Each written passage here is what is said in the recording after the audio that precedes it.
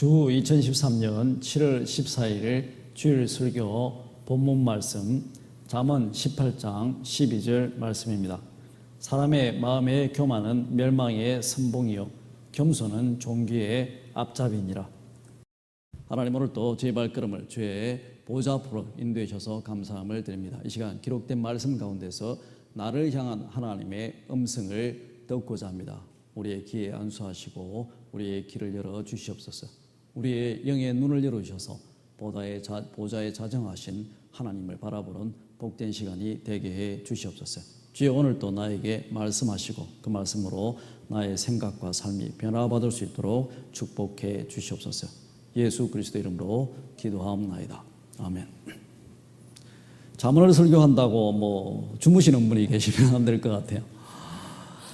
잠언을 쭉 읽다 보면 사실상 잠에서 번쩍 깨게 하는 여러 많은 말씀들이 있습니다. 잠언하고 법은 실제적으로 같은 목적을 가집니다. 신명기 10장에 보게 되면은 법의 그 목적에 대해서 이야기를 하는데, 하나님이 법을 주신 목적은 너의 행복을 위해서다라고 이야기를 하고 있습니다. 성경에 보면 많은 법들이 가득 차 있는데 하나님이 무슨 자기 백성들에게 짐을 지우고 괴롭히려고 법을 준 것이 아니라 바로 너희들이 이 법대로 행하게 되면은 참다운 행복에 도달할 수 있다는 것을 하나님이 알기 때문에 너의 행복을 위해서 하나님이 법을 줬다라고 이야기를 하고 있습니다. 실제 잠언도 같은 목적을 가집니다. 성경의 잠언을 읽어보게 되면 많은 내용들이 나오는데 바로 그 잠언을 통해서 읽는 자를 진정한 행복으로 인도하고자 하는 목적이 있는 겁니다. 그렇기 때문에 실제적으로 법하고 프로버브라고 하는 잠언은 같은 목적을 가지지만 이제 접근 방법이 다를 뿐입니다. 예를 들면 어떤 사람이 행복을 찾았어요. 행복의 성을 찾아서 길을 가는데 어느 시점에 도달하니까 앞에 길이 세 갈래의 길이 나왔습니다. 첫 번째 길을 쫙 가보니까 길이 너무나 넓고 도로도 깨끗하고 너무 좋은 거예요. 야, 이 길은 너무나 넓고 참 가기가 좋구나. 그래서 그 길을 신나게 갔는데 한참을 가다 보니까 나중에 절벽이 나타난 겁니다. 더 이상 갈 수가 없었습니다. 이 길은 절벽 때문에 갈 수가 없구나. 갔던 길을 아무리 좋은 길이지만 다시 또 돌아오게 됩니다. 그리고 이제 어떤 사람이 이제 첫 번째 길에서 돌아오고 난 뒤에 두 번째 길을 선택해서 가게 되는 거죠. 두 번째 길을 가다 보니까 거기에는 주위에 꽃들도 있고 또 아름다운 나무들 속에 새들도 울고 이 길은 대단히 아주 기쁨이 넘치는 길이었습니다. 야, 이 길이 나를 행복의 성으로 인도하나 보다. 그래서 열심히 그 길을 가게 되는데 나중에 한참을 가고 난 뒤에서 보니까 높은 산이 나와서 험준한 산이 나와 더 이상 그 길을 갈 수가 없게 되었습니다. 그래서 대단히 이 새도 울고 꽃들도 핀 아름다운 길이지만 그 길을 다시 되돌아오게 되는 거죠. 마지막 세 번째 길을 가게 되는데 그 길은 보니까 그렇게 썩 넓은 길도 아니고 길도 협소하고 좁고 또 길에 돌도 이렇게 포장이 잘 안 돼 있어서 거친 돌들도 있고 또 주위에 보면은 꽃들은 고사하고 가시 덤불들이 있어서 길 가기가 대단히 어렵습니다. 그래서 가다가 어떨 때는 잠깐 멈춰서서 자기 발밑에 있는 돌들도 치우고 또 옆에 자기를 자꾸 찌르는 가시덤불도 좀 추림하고 자르고 그리고 계속 그 길을 가는 겁니다. 그런데 그렇게 계속 가다 보니까 나중에 그 앞에 아름다운 행복의 성을 발견하게 된 겁니다. 이 사람이 생각하기를, 야, 이제 이 길이 바로 행복으로 인도하는 길이구나. 그래서 내가 나만 행복을 찾을 것이 아니라 다음에 그 세 갈래 길에 사람들이 오게 되면 내가 좀 어느 길인가 그들을 위해서 행복으로 인도하기 위해 그들에게 알려줘야 되겠다. 그래서 다윗이가 그 사람이 다시 그곳에 가서 세 갈래의 길인 곳에 서게 됩니다. 서게 돼서 사람을 기다리는데 사람이 오게 되면 이렇게 이야기를 합니다. 야, 1번, 2번 말고 3번 길로 가세요. 이렇게 말하면 이거 법이 되는 겁니다. 3번 길로 가시면 행복의 성으로 도달하게 됩니다. 이렇게 말하면 이것은 법인 것이죠. 만약에 그 사람이 이 법을 잘 순종하고 그냥 받아들여서 3번의 길을 가게 되면 인생의 많은 시간을 절약하고 고생하지 않고 행복의 성에 도달하게 될 겁니다. 근데 만약에 이 사람이 그렇게 이야기하지 않고 제가 말이죠, 일본의 길을 가봤는데 이 길은 아주 넓은데 가다가 보면은 신나게 기분은 좋게 가는데 나중엔 절벽에 봉착되게 됩니다. 그래서 더 이상 갈 수가 없습니다. 그리고 또 이번 길도 제가 가봤는데요. 이번 길은 가보면은 꽃도 있고 새도 울고 대단히 아름다운 길인데 나중에 가다가 보면 아주 험준한 산에 봉착되게 됩니다. 그래서 그 길을 또 갈 수가 없습니다. 제가 1번, 2번 그거 다 가보느라고 인생이 막 다 소비가 됐거든요. 그래서 결국은 나중에 세 번째 길을 가보니까 거기는 바닥에 돌도 있는데 또 옆에 가시덤불도 있는데 그래도 그 길을 계속 가니까 그게 행복의 성으로 인도하는 길이었습니다. 좀 참조해 주시기 바랍니다. 인생을 소비하지 마세요. 이렇게 말한다면 그것은 잠언이 되는 겁니다. 다시 말해서 잠언이라고 하는 것은 법과 목적을 같이 합니다. 우리는 구약 성경에 법도 있고 잠언도 있는데 그 목적은 같지만 접근 방법이 다른 것이죠. 법은 하나님이 다 아시고 이것이 행복의 길이다 선포하시고 말씀하시면 그것이 법이 되는 것이고, 잠언은 쭉 인생을 살아봤어. 다 거기에 나름대로의 원리 원칙이 있다라고 하는 겁니다. 인생의 경험 속에서 나온 지혜의 말, 그것이 바로 잠언이 되는 것입니다.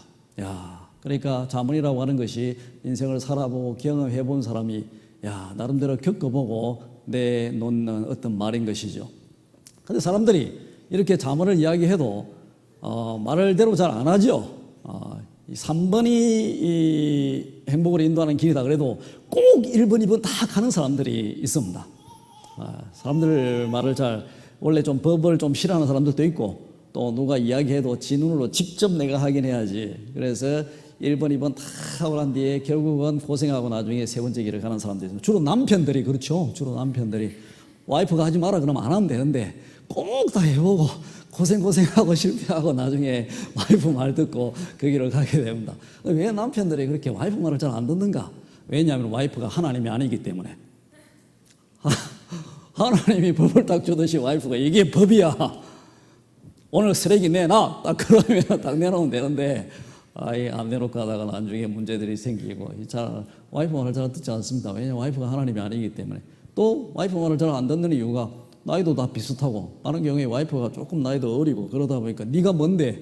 네가 내보다 더 살았냐? 네가 뭔 경험이 있었어? 네가 뭘 안다고? 내가 네보다 더 경험이 많지. 그러니까 와이프 말을 잘 안 듣는 겁니다. 잠언을 읽다 보면은 와이프가 남편한테 하는 형식으로 쓰이지가 않습니다. 그러면 잠언을 읽고 아무도 말을 안 들을 것 같으니까 잠언의 형식은 기본적으로 아버지가 어린 자녀에게 말하는 것이 잠언의 형식입니다. 아버지가 애들 다 모아 놓고 이야기하기를 내가 이 평생을 70평생 80평생을 살아보니까 인간의 인생이 이런 것이더라. 원래 길이 여러 가지 보이지 않는 길들이 있는데 너희들이 보이지 않는 길을 잘 선택해야 된다. 그렇게 아버지가 자녀에게 말하는 형식입니다. 와이프가 남편한테 이야기하는 것보다 아버지가 이야기하는 게 훨씬 더 파워풀하지 않습니까? 아버지가 권위도 가지고 또 아버지는 실제적으로 훨씬 더 인생이 많은 경험을 가지고 있기 때문에 많이 살아왔기 때문에 다 경험 속에서 놓은 말이죠. 아버지가 이렇게 이야기를 하면. 그래서 오늘 우리의 성경 본문 사람의 마음에 교만은 멸망의 선봉이요 겸손은 존귀의 앞잡이니라. 법이다라고 하는 것은 만약에 예수 그리스도의 가르침대로 나는 마음이 온유하고 겸손하니 너희는 내게 와서 배워라 라고 말한다면 그것은 법에 더 가까운 표현이 되겠습니다. 성경은 교만을 멀리하고 또 겸손을 가까이 하라라고 법을 통해서 우리에게 가르치고 있는 것입니다. 하지만 잠언을 오늘 전체 잠언적인 입장에서 다시 한번 풀어서 이야기한다면 아버지가 자녀를 모아놓고 이렇게 이야기합니다. 내가 70, 80평생을 살아보니까 사람이 마음이 교만한 사람은 내 주위에서 보니까 바로 또 멸망의 길로 가더라. 멸망이 되더라. 그러니까 너희들은 너희의 마음을 겸손하게 해라. 내가 보니까 결국은 겸손한 것이 인간을 행복으로 인도하게 되고 겸손한 사람이 나중에 존귀의 자리에 앉게 되더라. 많은 사람들에게 존경받게 되더라. 너희들이 이것을 꼭 마음에 유념하기 바란다. 이렇게 재해석할 수가 있다라고 하는 것입니다. 우리가 교만을 멀리하고 겸손의 길을 택한다라고 했을 때 그것은 실제 인생의 길들이 있는데 보이지 않는 그 길을 지혜롭게 올바른 길을 선택한다라고 하는 겁니다. 어느 시점이 되면 내가 교만할까 겸손할까 나에게 두 가지의 선택의 기로가 있게 됩니다. 그때 교만의 길을 걷지 말고 성경은 겸손의 길을 걸으라고 이야기를 하는 것입니다. 결국은 겸손의 길을 걸을 때 그 당시로는 너가 무시받는 것 같고 또 그 당시로는 내가 손해를 보는 것 같지만 결국은 이 겸손의 길이 가장 빠른 종기에 이르는 길이다라고 성경이 말씀을 하시는 것이죠. 우리가 겸손과 교만에 대해서 생각하며 더불어서 생각해야 될 것이 나르시시즘이라고 하는 것과 동시에 자부심이다라고 하는 것을 이해를 해야 됩니다. 교만과 겸손은 나와 다른 사람들의 관계에서 결정이 되어지는 것이죠. 관계에서 정의되어지는 용어가 되겠습니다. 하지만 그보다 앞서서 내가 내 자신을 어떻게 바라보느냐, 거기에 대한 내용이 바로 나르시시즘과 이제 자부심이다라고 볼 수가 있습니다. 옛날 그리스에 나르키소스라고 하는 남자가 있었습니다. 너무너무 예쁘고 잘생긴 거예요. 물론 잘생기봤자 모교의 강집사님 정도인 거죠. 자, 얼마나 잘생겼겠습니까? 그러다가 하나 더 잘생겼다 해봤자 한국의 배용준 정도 이 정도겠죠. 하지만 그리스의 인물이 정확하게 조사를 안 해서 모르겠지만 어쨌거나 이 사람은 그리스 신화에 따르면 진짜 잘생긴 아름다운 남자였습니다. 나르키소스라고 하는 남자가. 그런데 여자들만 이 남자를 좋아하는 것이 아니라 남자들도 너무 잘생기고 너무 아름다우니까 이 남자를 흠모하게 되는 겁니다. 그래서 그중에 여러 남자들이 이 나르키소스를 사랑하게 되는데 그중에 한 사람의 아메니니우스라고 하는 남자가 있었는데 이 사람이 이 나르키소스를 사랑하게 되는 거예요. 남자인데. 그래서 사랑을 고백하고 나의 사랑을 받아달라고 이렇게 열심히 애썼습니다. 그런데 이 나르키소스가 이 사람의 같은 남자인데 이 사람의 사랑을 받아주지를 않았습니다. 근데 어느 날 이 사람이 자기를 사랑하는 아메니우스에게 칼을 한 자루 선물로 주게 됩니다. 왜 칼을 선물로 주는지 모르겠지만 그래서 이 사람이 칼을 받고 깊이 생각을 하다가 나르키소스의 집 앞에서 나르키소스가 보는 앞에서 자기를 해서 죽게 됩니다.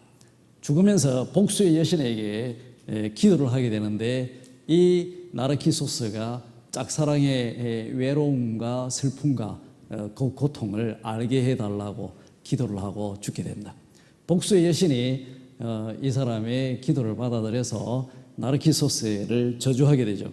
그 저주의 내용이 뭐냐면은 자기의 모습을 자기가 사랑하게끔 만드는 것입니다. 자기의 모습을 자기가 사랑하는 거예요. 자기의 모습을 자기가 사랑하니 이거는 영원한 짝사랑이 될 수밖에 없지 않겠습니까? 그래서 물에 비친 자기의 모습을 보고 이 나르키소스가 너무 아름답다고 생각하고 너무 예쁘고 그러니까 너무너무 사랑에 빠지게 됩니다. 물론 다른 많은 여인들과 남자들이 자기를 보고 자기처럼 그런 감정을 느끼겠죠. 물에 비친 자기의 모습이 너무 아름다워가지고 한번 만져보려고 얼굴을 이렇게 손을 딱 대면은 물결이 싹 이러면서 얼굴이 사라지는 겁니다. 너무 괴로운 겁니다.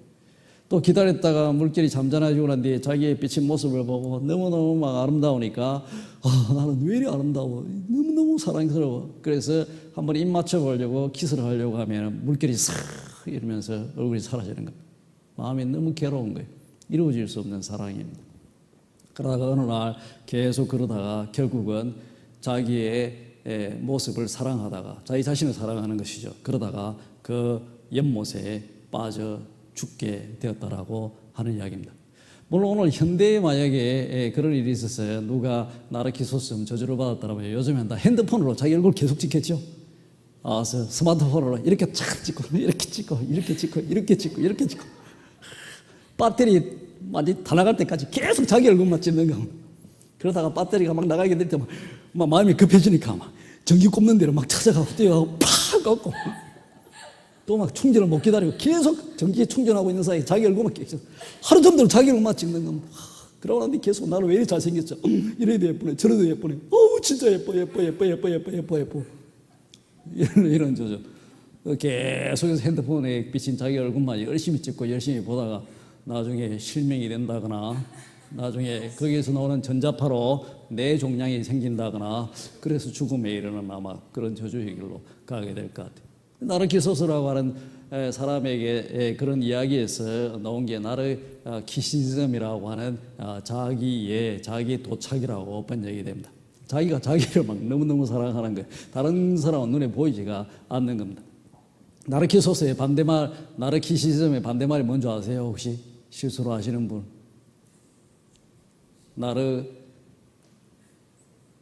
나르키시즘의 반대말이 뭔지 아시는 분? 네. 나르키시즘의 반대말은 나르키시즘, 시자가 두 개라서 진짜 힘든데 나르키시즘이 나르키시즘의 반대말은 너르키시즘이에요. 너르키시즘. 사전에 없습니다. 찾으실 필요는 없습니다. 너르키시즘을 보게 되면 너만 잘생기게 보이는 거예요. 저 사람 왜 잘생겼어? 저 사람 왜 잘생겼어? 다시 말해서 너르키시즘은 자기가 너무 막 못나 보이는 거예요. 자기 비하증을 말합니다. 나는 왜 못생겼어? 잘생겼는데도 나는 왜 이렇게 계속 자기 얼굴만 돌아보니까 나는 진짜 눈도 못생겼고 코도 못생겼고 입도 못생겼고 왜 이래 왜 나는 머리가 빠졌을까 계속해서 고민하는 게 너르키시즘에 자기가 비하하게 돼. 그 다음에 나중에 나는 왜 머리가 나쁠까? 머리가 나빠. 자기 자신을 막 계속해서 비하시켜 나가는 겁니다. 나르키시즘이나 너르키시즘이나 다 동전의 양면 같습니다. 실제적으로 자기를 지나치게 사랑하고 자기가 자기에게 빠져서 도착되는 정상이나 그렇지 않으면 자기를 막 비하시켜서 나는 이래 계속해서 열등의식 속에서 빠져서 헤어나지 못하는 정상이 비슷한 것이죠. 자기 자신에 대한 입장이 정립이 돼야 되는데 우리는 이러한 이제 부정적 입장에서 바뀌어서 우리는 자부심을 가져야 됩니다. 자부심이다라고 이야기하는 것은 자기 자신을 대단히 가치 있게 생각하는 그런 마음의 자세 또 그런 태도를 자부심이다라고 이야기를 하는 겁니다. 자기 자신을 대단히 가치 있다라고 생각하는 것. 남들과 비교하지 아니하고 또 객관적 사실을 다 인정한다 하더라도 그럼에도 불구하고 자기 자신을 대단히 가치 있다고 생각하는 마음을 우리는 자부심이다라고 이야기를 하는 겁니다. 예를 들어서 얼굴을 보고 나르키시즘에 빠진 사람들은 이건 도대체 나는 왜 이리 잘생겼을까? 나는 너무 예뻐 이렇게 생각하는 것이죠. 또 반대 입장에서는 보고 나는 왜 이리 못생겼을까? 계속 그렇게 하는데 자부심 있는 사람들은 이제 자기의 모습을 바라보고 어떻게 생각하느냐 하면은 참 나는 인물은 이 정도면 됐어. 인간의 가치가 인물에 있는 것은 아니지 않는가? 인간이 인물로 판단받는 것이 아니라 인격으로 판단받는데 인격이 중요하지. 그러면서 항상 누구 앞에 서거나 잘생긴 사람 앞에 서거나 못생긴 사람 앞에 서거나 자부심 있는 사람은 떳떳하고 당당하게 서게 되는 것입니다. 자기를 대단히 가치 있다 생각하고 그 가치의 기준을 인격에 두는 사람이 자부심이 강한 사람인 것이죠. 항상 당당한 사람, 떳떳한 사람, 그런 사람이 우리는 자부심이 대단히 강하다라고 이야기를 하는 겁니다. 학업에 있어서도 나르시시즘에 빠진 사람들은 계속해서 보고 나는 왜 머리가 좋아? 1 더하기 1은 2. 나는 이걸 어떻게 알았지? 너무나 난 천재야 천재. 자기가 막 자기를 생각해서 너무 막 머리가 좋다고 생각하는 거예요. 세상에 내처럼 머리 좋은 사람이 없어. 그런 것이 바로 이제 나르시시즘에 빠진 사람이면 반대의 사람은 나는 공부 멀찍이 잘하는데 나는 왜 2등밖에 못 됐지? 나는 왜 1등이 못 됐을까? 어머니 왜 나를 낳으셨나요? 너무 괴로운 거예요. 자기 자신을 비하시킵니다. 나는 돌대가리인가 봐. 왜 나는 2등이야? 자기 자신을 계속해서 학대하는 그런 사람들이 이제 반대의 경향이지만 실제 같은 그룹의 사람입니다. 자부심 있는 사람들은 공부를 쭉 해보고 성적이 어떻게 나왔든 간에 머리는 이 정도면 됐다. 나는 부모님이 물려주신 머리 내 잘못도 아니고 머리는 이 정도만 돼서 행복이 어디 성적순인가? 사람이 주어진 상에 최선만 다하면 됐지. 나는 내 자신에게 최선을 다했는가? 성적에 관계없이 내가 최선을 다했으면 난 떳떳하고 당당하지 않는가? 그래가지고 열심히 내가 최선을 다했는가 안 했는가를 살펴보고 자기가 비록 뭐 50명 중에서 49등을 했더라도 당당하고 떳떳한 거예요. 앞에 나가지고 전혀 기죽지 않습니다. 꼴등을 했다 하더라도 1등 만나갖고 기죽지가 않는 거예요. 그 자부심이 강한 사람입니다. 나는 내 주어진 상황에서 최선을 다했기 때문에 게으르지 않고 나는 당당하고 항상 자신감이 넘치고 떳떳한 사람, 그런 사람이 자부심이 있는 사람입니다. 그래서 이러한 우리가 진정한 이제 겸손의 길을 가기 위해서 우리는 자부심과 더불어서 겸손의 길로 나아가야 되는 겁니다. 남과 나의 관계에 있어서의 어떤 정립거전에 자기 자신을 어떻게 보느냐라고 하는 것이 선행되어야 될 문제이기 때문에 나르시시즘에 빠지지 말고 너르시시즘에도 빠지지 말고 기독교인들은 자부심 있는 사람이 되어야 되는 겁니다. 나의 인격과 내가 내 주어진 상황에 최선을 다했는가 다하지 않는가 그것을 생각하고 항상 누구 앞에 서더라도 당당하고 떳떳한 사람이 되어야지 그것이 바로 하나님이 원하는 하나님의 자녀의 모습이다라고 생각합니다. 교만이다라고 하는 것과 겸손은 나와 타인의 관계에서 정립되는 관계죠. 교만이다라고 하는 것은 다른 사람들보다 자기 자신을 높이고 그로 말미암아서 오만하고 거만한 생각, 마음을 가지고 태도를 가지는 것, 그것을 우리는 교만이다라고 말합니다. 또 동시에 겸손이다라고 하는 것은 나와 다른 사람과의 관계에서 남을 나보다 높이고 그 사람의 입장을 고려하고 존중하는 마음과 태도, 그것을 우리는 겸손이다라고 표현을 하는 것이죠. 교만한 사람들을 성경에 보게 되면은 많은 예들이 있습니다. 하나님이 교만한 자를 치시는 것이죠. 대표적인 구약 성경의 예는 사울 같은 경우, 또 신약 성경의 사도행전을 보게 되면 헤로드 왕이 신으로 칭송을 받을 때 그것을 받아들이다가 하나님이 직접 저주하셨어요. 몸이 충이 받아 충이 먹어 죽는 그런 일들이 와 있습니다. 성경은 전체적으로 하나님이 교만한 자를 반드시 치시고 또 겸손한 자를 높인다라고 이야기를 하고 있습니다. 하지만 자문적 입장에서는 하나님이 굳이 그렇게 하지 않는다 하더라도 이 세상에 원리 원칙이 있기 때문에 너가 마음이 교만하면은 곧 스스로 멸망의 길로 접어든다라고 이야기를 하는 것입니다. 스스로 너는 멸망의 길로 갈 것이다. 중국에 옛날에 이형이라고 하는 사람이 있었습니다. 너무 머리가 좋고 똑똑한 사람이었습니다. 24살의 젊은 나이에 그 당시에 조나라의 재상이었던 조조의 이제 모사 참모가 되게 되는 것이죠. 24살짜리가 딱 오니까 조조가 보다 나이가 너무 어리고 다른 조조 밑에 정말 똑똑한 장군들과 기라성같이 공부한 사람들이 있는데 보니까 너무 나이가 어려서 조조가 자리에 앉히지 않고 회의할 때 너는 서 있으라라고 이야기를 합니다. 서 있고 난 뒤에 서으면서 말하기를 참 이 천하는 있지만 인물이 없구나 한탄을 해서 조조가 왜 인물이 없냐 그러니까 거기부터 시작해서 조조의 모든 밑에 훌륭한 사람들을 다 악평하고 욕하기 시작합니다. 대단히 마음이 교만합니다. 하지만 당대의 가장 천재였습니다. 중국의 천문지리에 능통하고 학문에 막히는 것이 없는 똑똑한 사람이었습니다. 소위 말하는 천재 중에 천재였죠. 한번 전쟁 중에 이 형이 아이디어를 내었어요. 이 형의 계략으로 말미암아 전쟁에 성공하게 됩니다. 그래서 그 성에 입성을 하게 되는데 조조와 많은 군사들이 이렇게 가게 되는데 조조가 재상이기 때문에 당연히 조조가 맨 앞에 말을 타고 가게 되고 뒤에 다른 장군들은 뒤에 따라와야 되는 것이죠. 그런데 조조가 말을 타고 가고 있는데 갑자기 누가 말을 타고 툭툭툭 앞으로 들어가더니 성문에 먼저 들어가는 겁니다.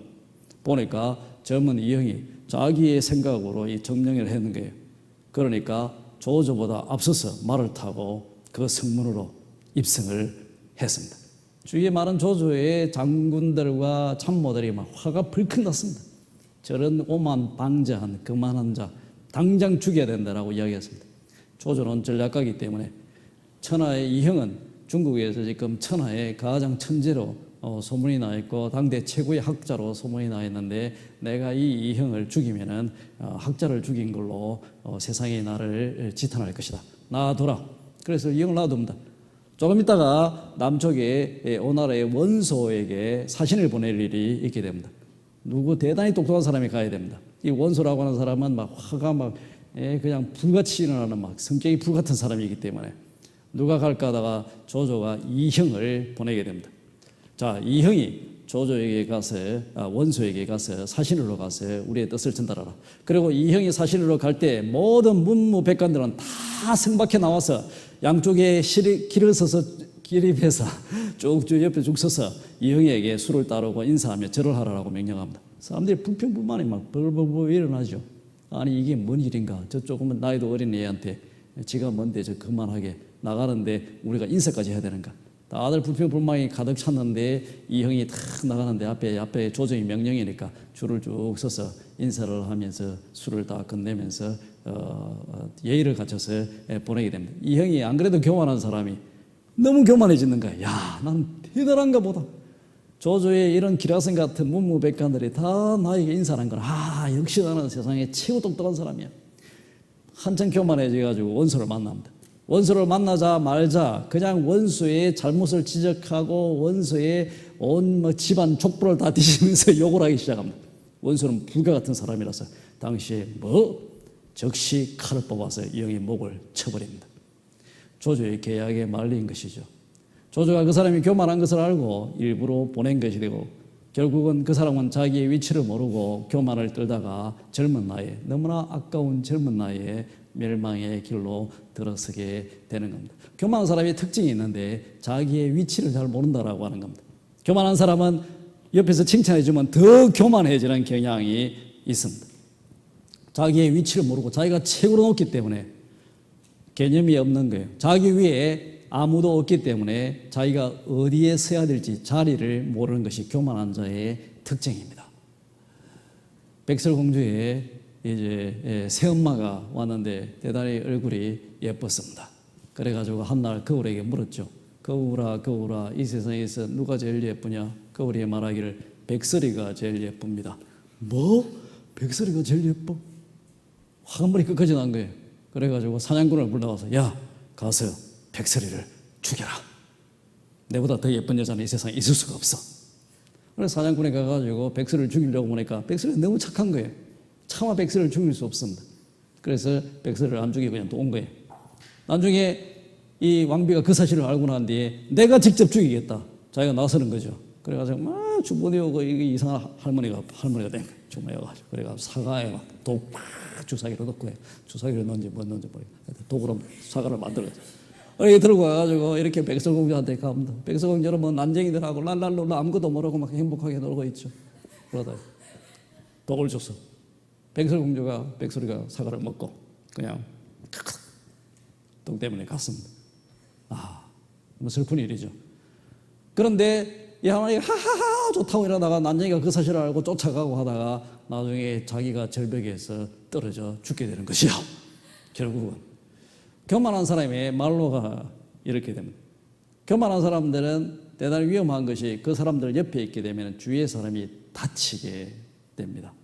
교만한 사람의 특징이 위치를 모른다는 것과 또 주위에 있는 사람들에게 해를 끼친다라고 하는 겁니다. 그렇기 때문에 하나님이 손을 안 써도 교만한 자는 가만히 놔둬도 인생과 사람의 삶의 원칙 속에서 스스로 멸망의 길로 자멸의 길로 빠져든다라고 하는 것입니다. 이것이 바로 잠언의 가르침입니다.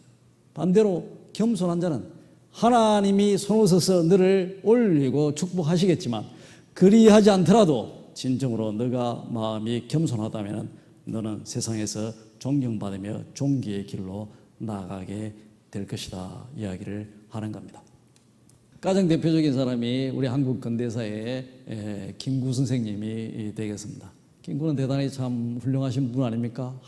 학문도 많고 공부도 많이 하시고 참 조국을 사랑했습니다. 3.1운동 후에 상하이에 가서 상해 임시정부에 갔을 때 그 당시에 상해 임시정부의 내무장관이었던 안창호 선생님에게 말하기를 내가 임시정부의 문지기가 되겠습니다. 진짜 문지기를 말하는 거예요. 그냥 그렇게 낫게 되겠다는 것이 아니라 진짜 임시정부의 건물에 문에 지키는 사람이 필요한데 도우맨이 내가 임시정부의 조국을 위해서 문지기가 되겠습니다라고 이야기를 한 겁니다. 물론 문지기가 되겠다고 이야기했지만 도산 안창호 선생님도 너무 겸손하신 분 아닙니까? 자기 스스로 미국에 있으면서 다 사람들 페인트 칠해주고 청소하시면서 민족의 지도자로 나서신 분입니다. 도산 안창호 선생님이 김구 선생님을 경무대장 총리로 임명을 하게 되고 10년 후에 김구 선생은 임시정부의 총통으로 즉위하게 되는 겁니다. 겸손한 자들은 주위에서 봐서 다 마음을 아는 것입니다. 김구 선생님은 사람들에게 정말 존경을 받았습니다. 한날 그 당시에 임시정부 사람들이 얼마나 가난했냐면 중국 사람들의 집을 다니면서 쓰레기통을 뒤졌어요. 음식을 찾으면서 그것으로 고픈 배를 채우면서 임시정부 요인들이 생활을 할 정도로 가난했습니다. 한날 김구 선생님의 생일날 누가 고기를 가져온 거예요. 고기를 먹는다는 것은 상상할 수 없는 일이죠. 그런데 그 고기를 다 먹는데 누가 와서 정말 아끼는 돈 가지고 모으고 임정 사람이 고기를 사가지고 다 김구 선생님한테 봤을 때 김구 선생님이 눈물을 흘리면서 그 고기를 먹게 됩니다. 그리고 맹세하기를 내가 오늘 이후로 절대 내 생일을 챙기지 않겠다. 그리고 평생 돌아가실 때까지 자기의 생일을 챙기지 않았습니다. 그 사실을 기념하기 위해 얼마나 겸손한 모습으로 사셨습니까? 자기의 호도 백범이 된 것이 백이라고 하는 것이 조선시대 가장 비천한 자가 백정이었습니다. 그 백정의 앞에 자 백자를 따고 범이라고 하는 것은 평범하고 낮아진다는 뜻이죠. 그래서 백범이라는 이름을 지었습니다. 하지만 백범 김구 선생은 민족의 정신이 되고 수십 많은 사람들에게 존경받는 자가 되었다라고 하는 겁니다. 겸손한 자세로 마음을 낮게 하게 될 때 결국은 이 세상에 보이지 않는 그런 원리 원칙 속에서 겸손한 길을 가는 자는 존귀함을 받는다라고 하는 것이 잠언의 가르침이 되겠습니다. 우리는 인생의 길을 갑니다. 보이는 길만이 길이 아닌 것이죠. 보이지 않는 길들을 우리는 찾아서 선택해서 가야 되는 것입니다. 그것을 인생의 여정이다라고 이야기를 하는 겁니다. 많은 지혜로운 자들이 말하기를 올바른 보이지 않는 길 중에 올바른 길을 선택해서 가라. 비록 그 길은 대단히 좁고 가시밭길이고 어렵고 힘들더라도 너가 참고 인내하며 그 길을 좋은 길로 포장하면서 닦아가면서 돌도 치우고 옆에 가지나무까지도 닦으면서도 그 길을 가라. 그것이 너를 참다운 행복으로 인도한다라고 이야기합니다. 동양제 입장에서 도 닦는다라고 하는 말이 정확하게 이 말입니다. 도라고 하는 것은 길 도자이기 때문에 길을 닦아라라고 하는 겁니다.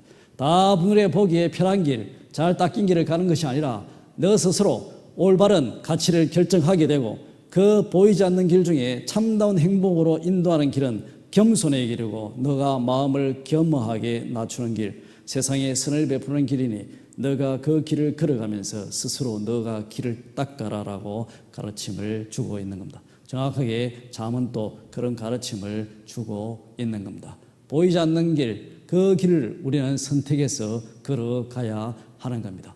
바라긴데 자부심을 가지고 하나님의 백성으로서의 자부심이 있지 않습니까? 내가 얼마나 가치 있는 자입니까? 하나님의 백성이고 자녀입니다. 그런 자부심을 가지고 겸손의 길을 걸어가야 되는 것입니다. 자부심을 가지고 겸손의 길을 가게 될 때 하나님이 축복하시고 또 동시에 이 세상의 원칙에 의해서라도 우리는 참다운 행복의 길, 존귀의 길로 들어설 수 있기 때문입니다. 함께 기도하도록 하겠습니다. 하나님 오늘 지혜서 잠언의 귀한 말씀을 주셔서 감사함을 드립니다. 저희들이 인생을 살아가게 되면서 보이지 않는 길들을 걷게 됩니다. 우리의 인생에 주께서 축복하셔서 주께서 원하는 그런 인생의 여정을 걸을 수 있도록 인도해 주시옵소서. 저희들이 자부심을 가지고 살아가기를 원합니다. 하나님이 우리를 자녀로 부르시고 백성으로 삼으셨사오니 하나님의 영광을 선포하는 삶을 살게 하시고 또 하나님 앞에 나와서 예배 드리는 자로서 항상 떳떳하고 담대한 삶을 살아갈 수 있도록 당당한 삶을 살아갈 수 있도록 축복해 주시옵소서. 겸손한 마음을 가지기를 원합니다. 주께서 친히 겸손의 모범을 보여주셨사오니 그 모범을 기억하게 하시고 우리 인생 여정에 항상 자신을 낮추며 상대방 주위의 많은 사람들을 고려하고 그들의 마음을 살피고 또 그들을 높이는 그런 삶의 길을 삶으로 말미암아 하나님이 원하시는 존귀의 길로 행복의 길로 나아가는 저희가 될 수 있도록 축복해 주시옵소서. 예수 그리스도의 이름으로 기도하옵나이다. 아멘.